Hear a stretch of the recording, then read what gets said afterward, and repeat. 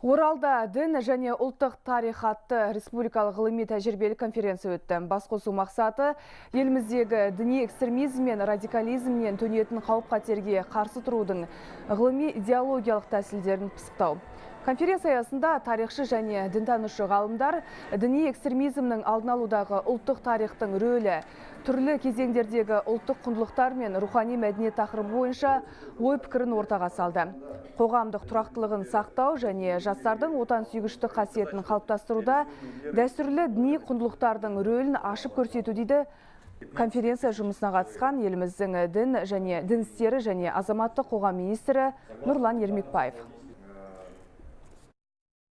Бұл мәселелер елбасының бағдарламалық болашаққа бағдар рухани жаңғыру атты мақаласында да көрсетілген. Осы мақалада жастарды біздің ұлттық құндылықтарды құрметтеуге, біздің тарихымызды білуге, біздің жалпы мемлекетіміздің дамуының басымдық бағыттарды түсінуге үндеу өте маңызды. Конференцияның басты мақсаты барлық ғалымдар мен сарапшылардың ой пікірлерін тыңдап, осы бағытта тиімді нақты шешімдерді қабылдау және нақты жұмысымыздың жоспарын бекіту.